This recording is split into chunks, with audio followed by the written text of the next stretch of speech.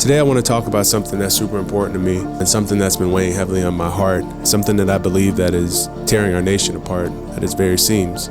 Currently, we're living in a time where division in America has reached a boiling point. It's at an all-time high, creating discord not only in our communities, but in our families. It's a division that's been carefully crafted and pushed forward by powerful forces that thrive on keeping us separated, fearful, and distracted from the truth.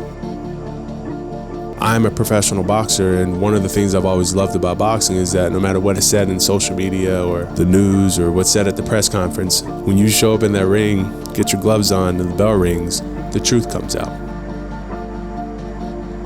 We find out what you did in training camp. We find out who's better. And no matter what the judges say, because the judges have their own opinions and sometimes they see a different fight, at the end of the fight, when those two fighters hug each other, they know what happened. The truth. And I feel like we're in a time in America where the truth is the hardest thing to find. It's like it can't come to light. We don't know who to believe, who to listen to, what news channel to watch, what blog to read, because we can't find the truth. We don't know how to decipher the truth. So we end up just following people that we trust, that we like. And that's not how this thing is supposed to work. You see, there's a strategy at play that it's old as time itself. It's the old divide and conquer strategy. And right now it's in full force in America. Politicians, the powerful elites, as they call them, and many big corporations have embraced identity politics like never before. They're putting us into boxes based on characteristics that we didn't choose and that we can't change. Characteristics like our gender, our race, our age, our geographic location. They're telling us that these things are what define us and that we should be fearful of anyone who doesn't fit into the same box. But the truth is, this division is nothing more than a distraction. A distraction from the truth. The forces responsible for the desperation that many of us feel, they continue to operate unchecked. For instance, listen to this figure.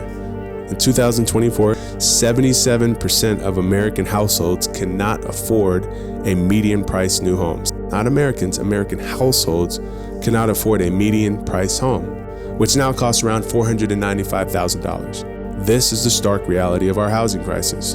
More than 3/4 of Americans are simply priced out of the market. Meanwhile, the national unemployment rate is steady ticking up, leaving millions of Americans without jobs and many more Americans underemployed, struggling to make ends meet. And what about those who have pursued higher education, believing that it would lead to better opportunities? Today, student loan debt stands at an overwhelming $1.7 trillion. Yet many graduates are finding themselves in jobs that did not require their degrees. They're drowning in debt that they can't pay off, despite doing exactly what society told them to do. Follow these rules, go to college, get a good job, pay off your debt, buy a home, you're going to be just fine. They call it the American dream.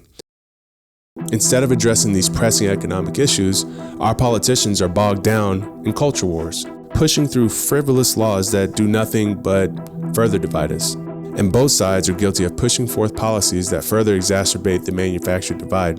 These battles are used as distractions to keep us from focusing on creating real opportunities for all and improving our economic situation. Meanwhile, big government and most big companies continue to drown small businesses through regulatory capture and red tape, creating an environment where only the largest corporations can thrive.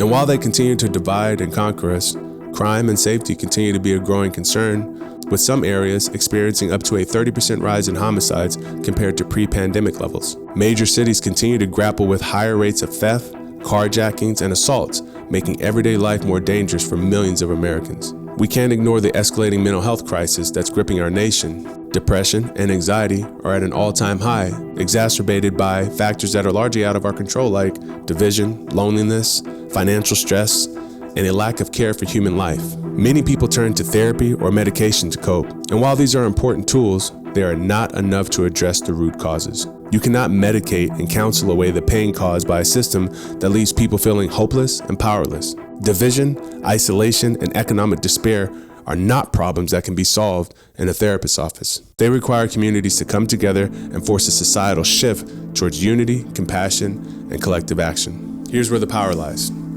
I believe in the potential of people when they are supported, when they feel heard, when they come together for a common cause. I believe in that.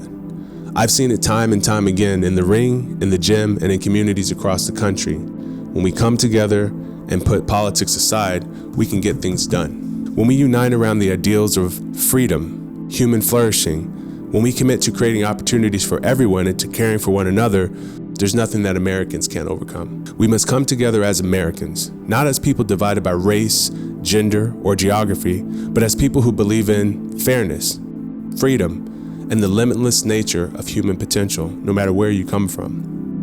Only by standing together can we begin to reclaim our country, fix the systems that are broke, and ensure that future generations don't have to suffer the same despair that so many of us are feeling right now, today. The power is in our hands, but we have to stop letting them divide us. We have to be diligent about this. We have to stop allowing them to conquer us by keeping us at odds with each other. We have to stand together and demand better from those who lead us so we can build a future where everyone has a chance to succeed, to live a life of purpose and dignity and keep their families happy, healthy, and safe. And it starts with the truth. So what I'll be doing is doing my best job to seek out, number one, the most important social issues, the ones that also divide us the most, the ones that have not been solved. And I'm going to seek out the experts. Maybe they're at a university, maybe they have a YouTube channel, but people who are considered the experts on this subject matter, who have figured out feasible solutions. Maybe we can look at these solutions and say, you know what, in the current political environment, I don't see a way for us to put this solution into action for this social issue because there's going to be too much infighting. It's virtually impossible to get legislation done or affect change in a way that's going to allow the solution to see the light of day. Maybe we feel like it's impossible, but we at least need to know what these solutions are. And it'll be my priority over the next 3 or 4 years to seek out as many solution providers, people who have studied the issues, have real proof of solutions that have worked in other states or other countries, etc., that we should be considering. So bear with me. Please enjoy the ride. Thank you for listening.